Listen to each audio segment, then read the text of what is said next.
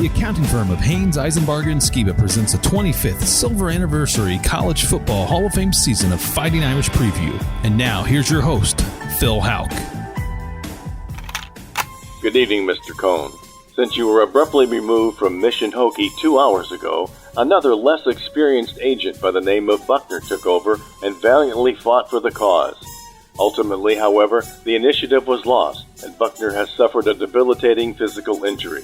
IMF is now compelled to beckon you to return to the service of Our Ladies University under what are now desperate circumstances. Your mission, Jack Cohn, and you have no choice but to accept it, is to re-enter the game deep behind enemy lines. The Hokie Stadium environment is toxic, and the fog of war has accelerated to an unprecedented level of mayhem. There are 4 minutes left on the clock, and we trail by 8 points. To assist you in your mission, you have been assigned 4 reliable agents, codenamed Kyron, Avery, Austin, and Dorer. Unfortunately, you will have to make a go of it without the assistance of 2 of your most trusted operatives from the past, Mayer and Tyree, who like Buckner have been lost on the field of battle. As always, should you fail in your mission, you and the head of IMF, Brian Kelly, will as usual be subject to widespread criticism and ridicule. If you are able to succeed, and of course we have the utmost confidence in you, you will be universally loved and held in high esteem for about 20 minutes. Good luck, Jack. Notre Dame Nation is counting on you. This message will self-destruct in 5 seconds. Last week, after having started the game but then being benched due to his ineffectiveness, Jack Cohn returned with 4 minutes left and the Irish down by 8 points. And he turned mission impossible into mission accomplished. And Notre Dame is 5-1. Now, stay tuned for Fighting Irish Insight from America's foremost authority on Notre Dame football, Tim Priester, senior editor of IrishIllustrated.com. After these words from Haynes, Eisenbarger, and Skiba, Sheer McCulloch Auctioneers, and Flight by Yingling. Raise the bar with only 2.6 grams of carbs and 95 calories. This is Fighting Irish Preview.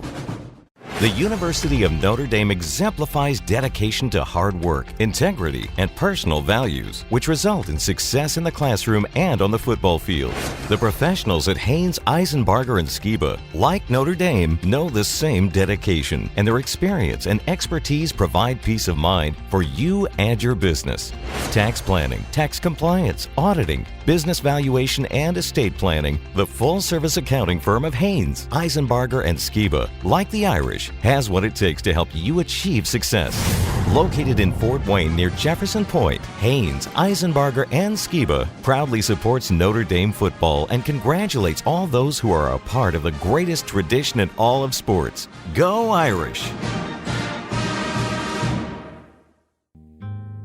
This is Art Salzberg. I don't speak for a lot of companies, but Shearer McCulloch is a firm that provides a great and much-needed service.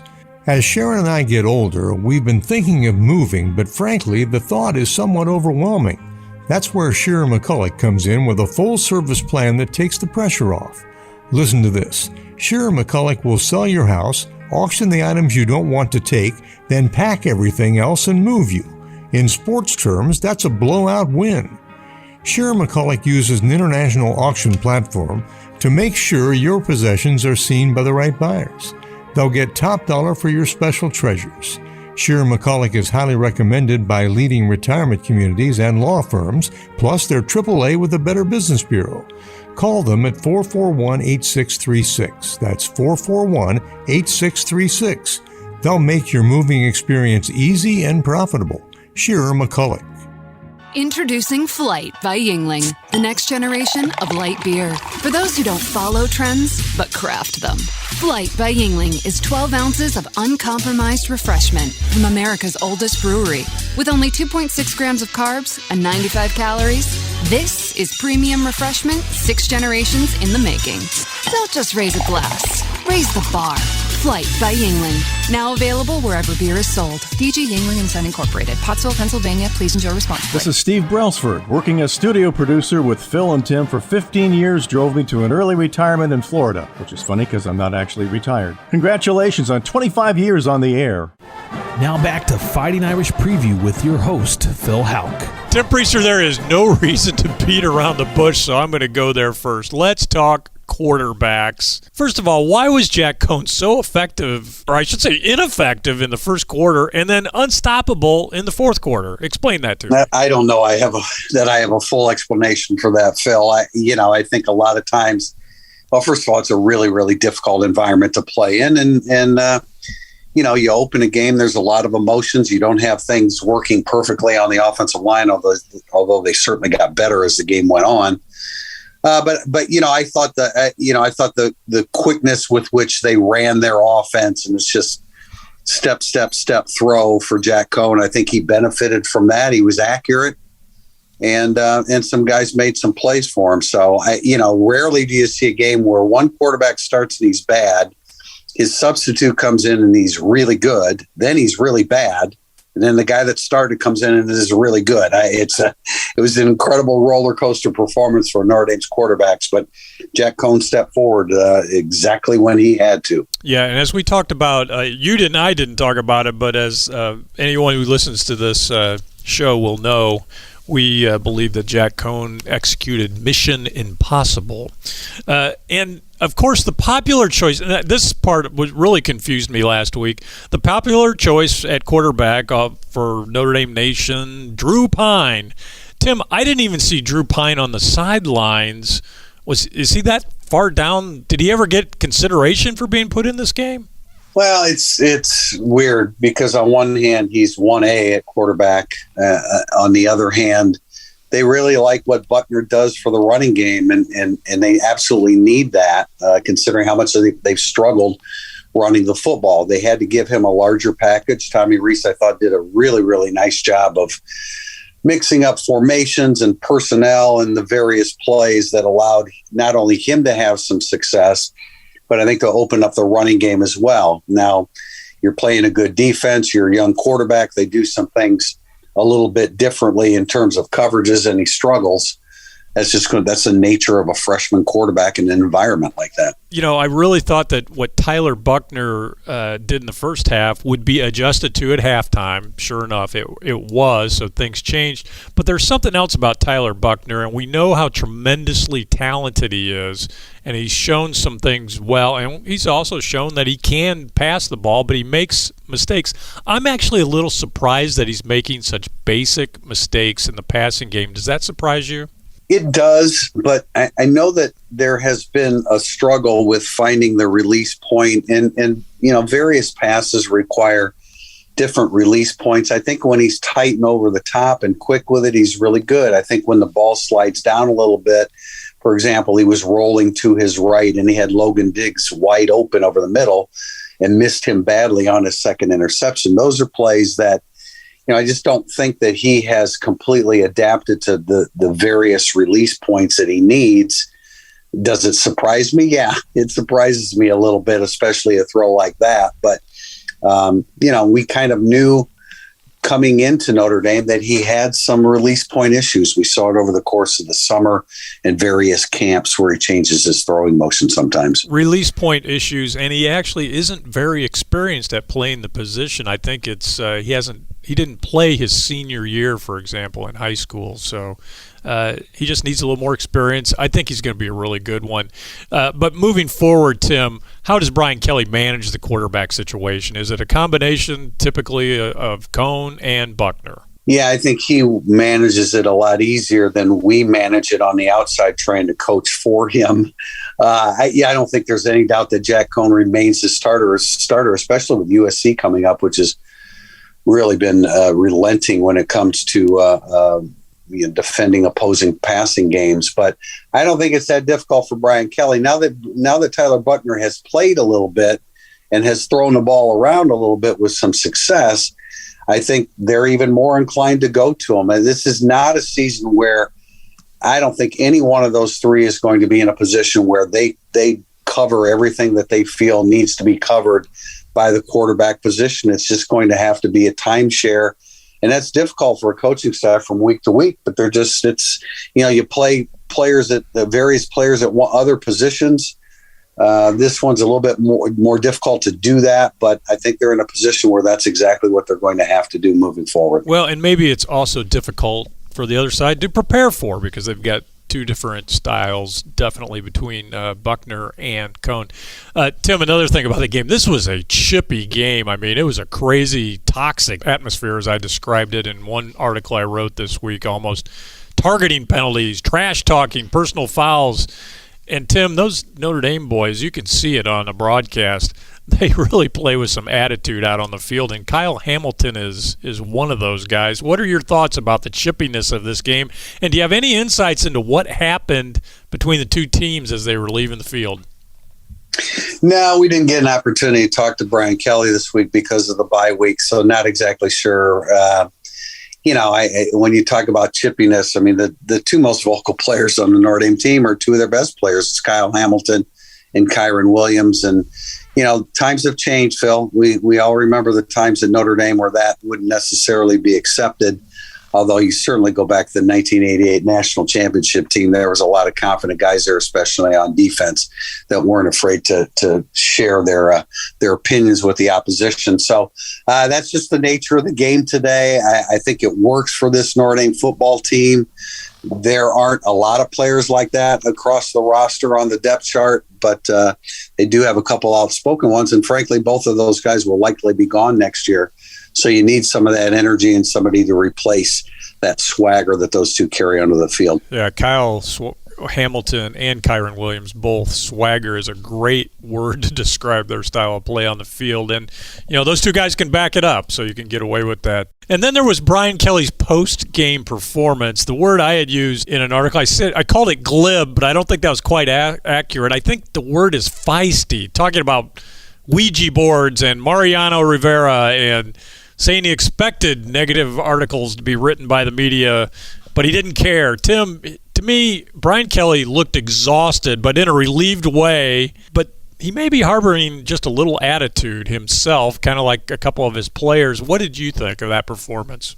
I think glib's an accurate word. Feisty certainly is a word, too. There was no doubt that there was a sense of relief on his part upon the completion of a 6-game stretch, knowing that a bye week was coming up. And, I don't know exactly. He was talking about the media. I think there are very limited media outlets that have criticized the Jack Cohn decision. It's mainly been a fan-driven opinion there. But I would imagine there are some media outlets there that have been tough on him. I think, think about it, Phil. I mean, you've got Tommy Rees and Brian Kelly juggling 3 quarterbacks, all 3 of which have led them to victories.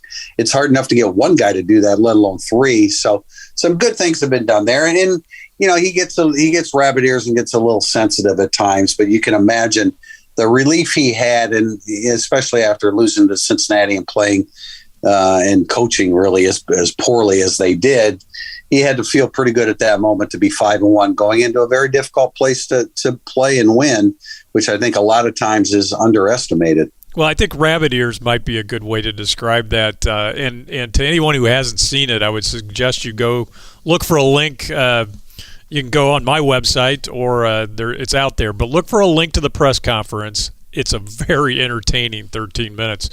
Okay, part and parcel of that quarterback situation we talked about, the offensive line, and the play of the offensive line was probably the best it's been all season long, and that's obviously a real positive. Irish rushed for a season-high 180 yards, and for the second straight game, they only gave up 2 sacks. Tim, those numbers are not great, but they certainly are okay, pretty good, and they indicate progress. Relatively, they are great. Tim, have the Irish found a formula moving forward to fix this thing, and what is that formula? Well, they found a formula for Virginia Tech, and it's not a great defensive front, but it's a very good one. So, I don't want to say that they found a formula yet, because most of what they did on the ground running the football was predicated upon Tyler Buckner being in the game, and we presume that Jack Cohn will once again be the starter and get the bulk of the reps. So they still have to prove that they can do some things with Jack Cohn at quarterbacks, do some things in the running game with Jack Cohn at quarterback, not him personally. But, Joe Alt at left tackle, he started, and then Andrew Kristofic replaced Zeke Corral at left guard. I thought that they did a really nice job of playing in tandem, and as the game wore on, they got more and more pushed with the rest of the offensive line. So it hints that they found the formula. Let's see if they can build upon it. I think USC is a team that there's plenty of give defensively, mainly through the air, but there's still plenty of give, I think, between the defensive ends to run the football. But it's a good start and a big step forward. Definitely a step forward, and the challenges get perhaps just a little easier moving forward. I think they've seen their toughest defensive line so far. Tim Kyron Williams goes for 81. But Chris Tyree comes up with turf toe issue. So next man up, where was Sebo? But then talk about Logan Diggs, the freshman, because he played very well, very poised in a tough situation. Well, as far as Sebo Flemister, there must be another issue. Otherwise, he would have traveled to Virginia Tech. Logan Diggs, I thought, looked very comfortable. He didn't seem out of his element. The moment wasn't too big for him. He had a handful of carries and showed some of that shiftiness. In fact, he came really close to a 7-yard touchdown run, but just got tripped up. But I thought he looked comfortable. He caught a pass, a significant, very key 15-yard pass in part of the comeback. So that's really promising. If you, as a true freshman, that is the first time he's been in the offensive backfield for Notre Dame in that environment. I thought he did a heck of a job. I think he's somebody that you can look forward to seeing more of, especially if Chris Tyree's turf toe continues to linger. Yeah, that's the type of injury you never know how long it's going to last. But it was great to see Logan Diggs out there playing so well. Tim, next week I think we'll probably on the show go over some of your midterm grades, and I know you've been writing about those this week. But today let's give a couple of midterm awards, quick hit style. First of all, who do you say has been the best freshman so far for the Irish? I think it's a toss-up between two guys. I'll save one for another category. But it's what Tyler Buckner did on Saturday in that environment. I know he ended up stumbling, but they don't win that football game if he doesn't come in and lead them to 21 points in about a 20-minute span on the clock. So I would say Tyler Buckner. And he did some great things in the running game earlier. They just haven't exposed him to some aspects of the passing game that I think we'll see expand as they move forward. He's going to be a good one. Biggest surprise player on defense? I would say two guys. I'm not completely shocked at their success, but they clearly have established themselves as quality players, and that's J.D. Bertrand. We knew he could make plays, but he's a leading tackle. I think he's 9th or 11th in the country in tackles, so that's a bit of a surprise. And we also knew that the Notre Dame coaching staff was very high on cornerback Cam Hart. And he really stepped forward when they got to when they played Wisconsin in Chicago, and I think has continued that. He missed a tackle against Virginia Tech, but that's going to happen. So those would be my two guys. I don't know if it's so much a surprise, but they have really stepped forward as big-time players now. Yeah, they were question marks, but no longer are they question marks. And same question on the offensive side of the ball. And Tim, this could be a negative if you want to, too. Go ahead. Who's the biggest surprise on offense? Yeah, well, I mean, I hate to be negative. Yeah, I would say a little surprised that the guard play has been as poor as it has been, and Josh Luggett, right tackle, start out slowly. But to look at it positively, they've started 4 different linemen at left tackle, 2 of which are freshmen. I think we knew that Blake Fisher was going to be good right from the outset, but Joe Alt became the 4th starter at left tackle, and he's just pretty darn good. You know, I mean, he's the son of John Alt, longtime NFL player, and he is really, they liked him. Notre Dame liked him coming in. When they recruited him, he was a 3-star guy, and he only weighed 240, but he's really beefed up, and he's a technician. He knows how to play the position. I like his activity with his hands. I think Joe Alt is going to be a really, really good offensive lineman for Notre Dame. Left tackle or right tackle, depending upon what happens when Blake Fisher comes back next year. We won't see Blake Fisher this year. Yeah, and when I first laid eyes on Joe Alt back in early August at the first practice that was open to the media, I looked at him and I go, oh, who's that guy? Because he caught my eye immediately. He's a mountain of a man. Great pedigree, as you said, and I've been real impressed by his play so far. Tim, just one last quick hit, and I do want to talk about recruiting. And bye weeks are always big for recruiting. I don't know how they even run practices because I know the assistants and Brian Kelly literally are spread around the country from sea to shining sea. Early signing day is coming up in late December. How is the 2022 class shaping up for the Irish? They've done a really nice job. I mean, and most of this groundwork was done months and months ago. Most of the recruiting they're doing now is actually for 2023, with maybe one or two spots still available in the 2022 class. But defensively, Marcus Freeman came in and they immediately landed some big-name players, Jalen Sneed, an outside linebacker, defensive end type, Niuafu Tuialamaka is a linebacker from California, very big, Mike linebacker, strong linebacker. They've done really well at linebacker. Two outstanding receivers in CJ Williams and Tobias Merriweather, and they've done a pretty nice job along the offensive line. So it's been a good class. Even guys like Jadarian Price, a running back that committed early, he's really stepped up his senior year. This class is currently on 24/7 rated 5th overall. They've got 15 4-star commitments and 6 3-star commitments. It's interesting to note that the teams that are rated ahead of the Irish at 5th. 4th is Texas, 3rd is Georgia, number 2 is Penn State, and number 1 is Alabama.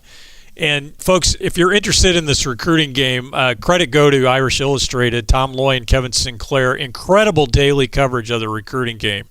I've been able to spend some time with Loy this season up in the press box, and his knowledge and network of contacts is amazing. IrishIllustrated.com.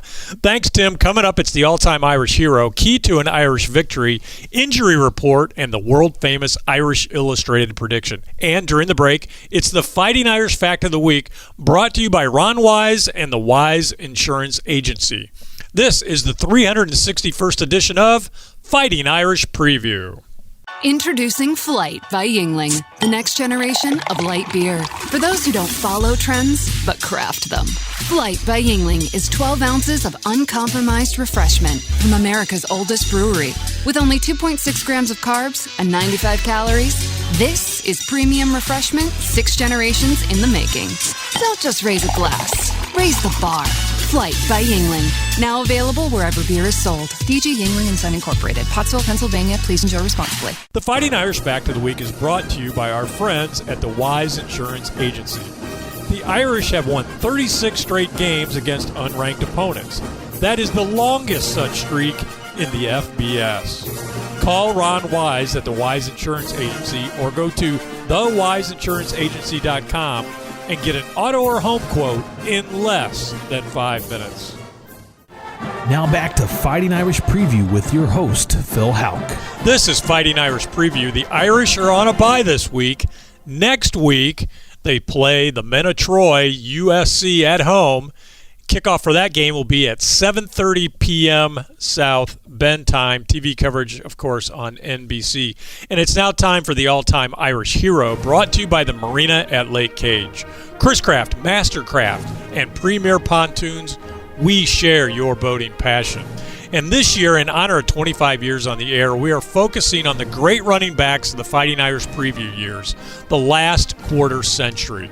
So far this season, we've honored Autry Denson, Julius Jones, Ryan Grant, Darius Walker, Armando Allen, and this week, Theo Riddick.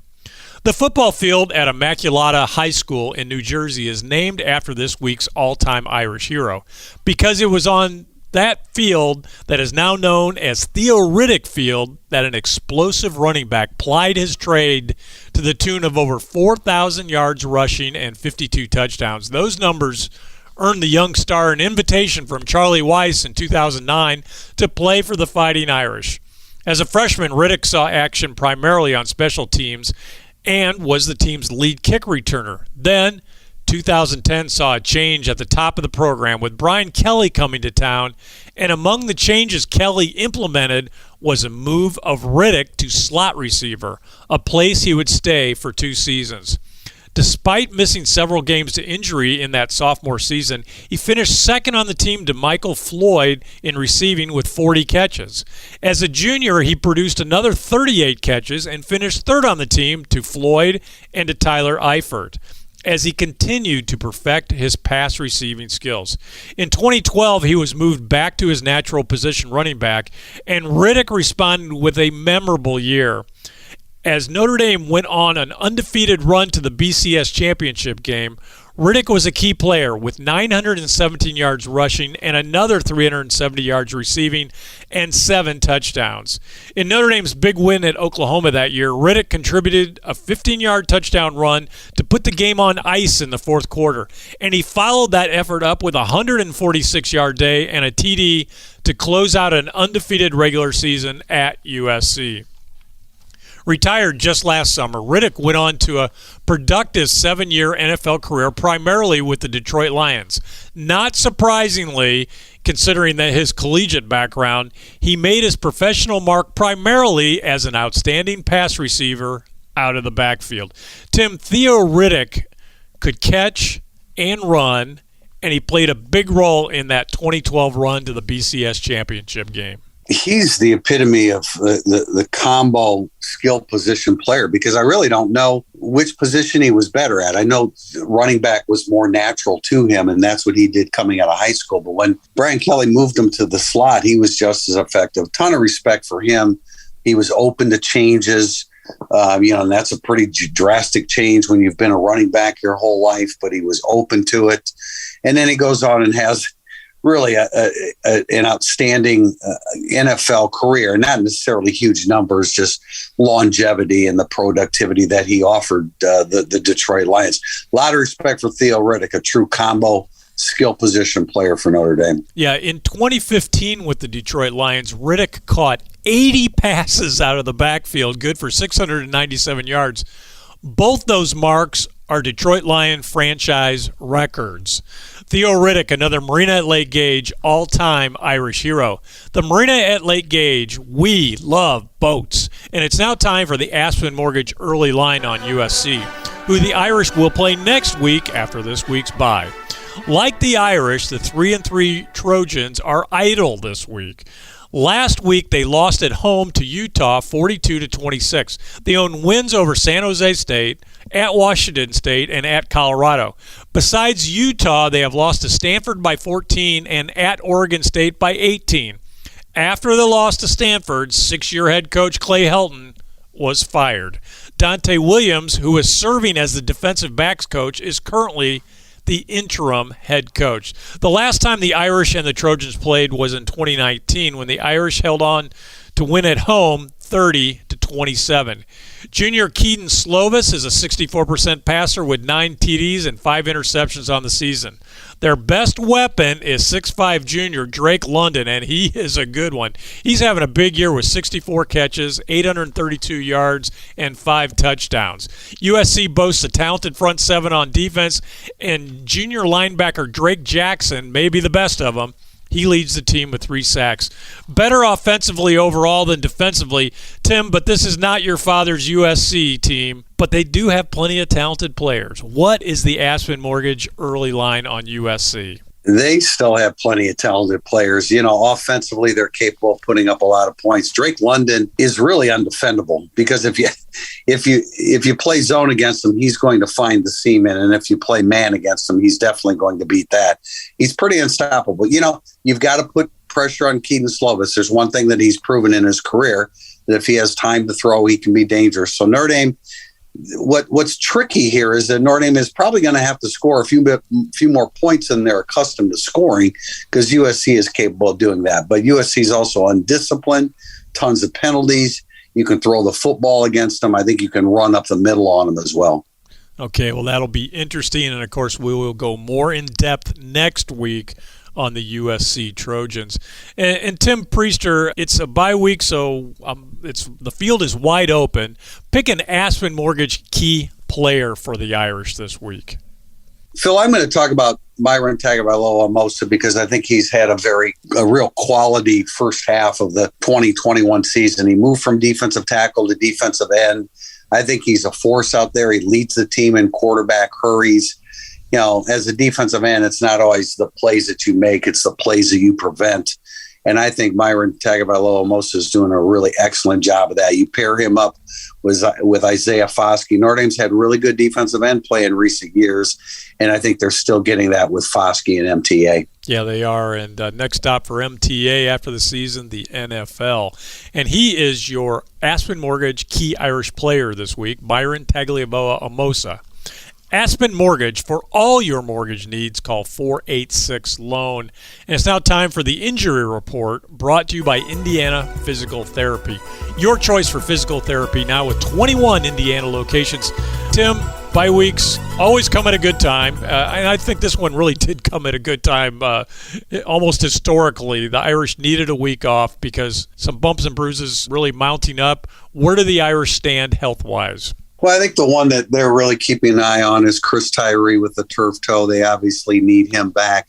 Now that they found Joe Alt to play left tackle, Michael Carmody and Tosh Baker, the need for them to get back from injury isn't as urgent as it was in the last couple of weeks. But, it's good that you're going to probably need that depth again. They've started 4 different offensive tackles there, and they're going to need that depth again.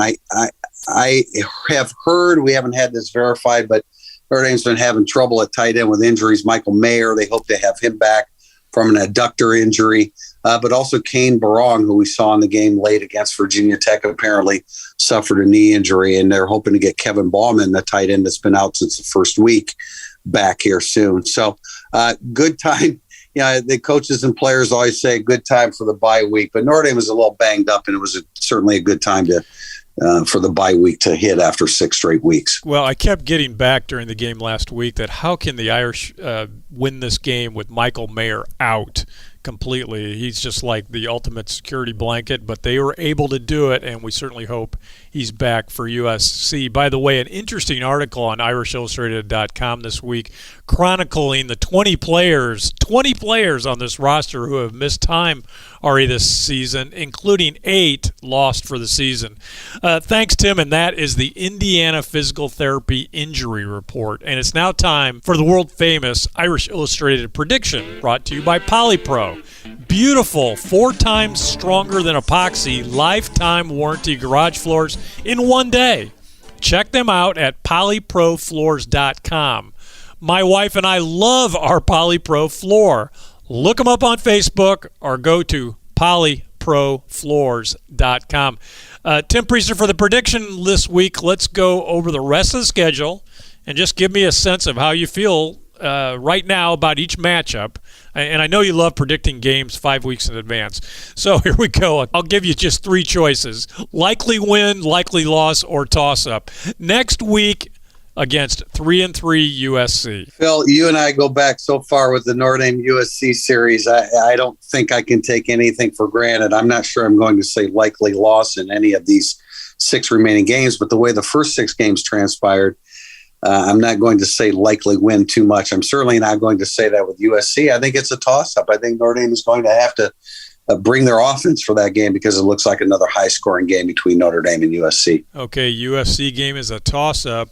Then Halloween Eve, University of North Carolina, who is also 3-3. And Tim, before the season started, they were a top 10 team. Yeah, and they still have a high-powered offense with Sam Howell at quarterback. I know they lost their receivers and running backs, but Downs, their wide receivers, putting up huge numbers. The surprise for me is that they've been so poor defensively, and that's where Notre Dame has an advantage. But again, this is a team that is so capable of scoring points. I'm going to put that in the toss-up category. Okay, another toss-up in the second game against North Carolina. And the next game, the next weekend, will be at home, and that's against currently 1-4 Navy. Well, Navy has really struggled. Now, recently they gave Central Florida a heck of a game, and they came within 7 points of SMU, who's still undefeated.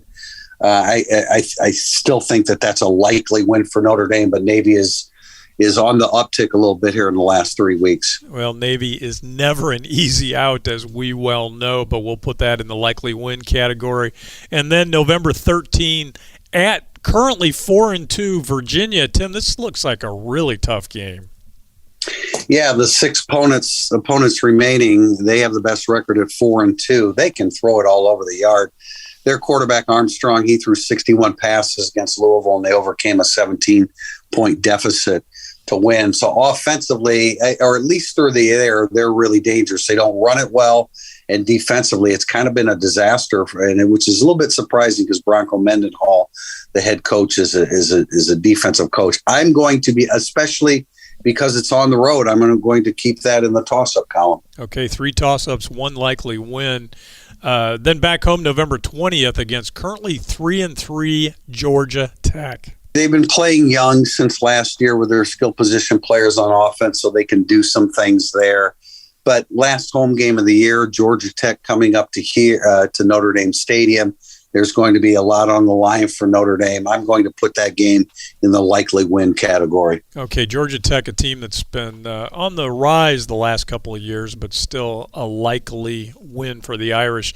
And the regular season finale at Stanford, another team that stands at 3-3. Yeah, this game is so far away. I mean, Stanford had really been on the uptick, and then Tanner McKee, their quarterback, who went into last week's game not having thrown an interception through 3. So they lost to fall to 3-3. I think this is kind of between likely win and toss up. I would put Virginia, USC, and North Carolina in toss up category, and I would put Stanford somewhere in between those two categories, at least 6 weeks before Notre Dame has to play them. Well, since you couldn't give me a call, I'm going to put that in the toss-up category for purposes of statistical analysis. And there you have it. Tim Priester's world-famous Irish Illustrated prediction for the final 6 games. 4 of those games are in the toss-up category. 2 are likely wins. Thanks, Tim. Thanks, Phil. Go Irish, and thanks for listening to Fighting Irish Preview. Special thanks to Jim Shovelin, Brett Rump, Art Salzberg, and studio producer Adam Schenkel. Fighting Irish Preview is the copyrighted property of Judge Phil Productions.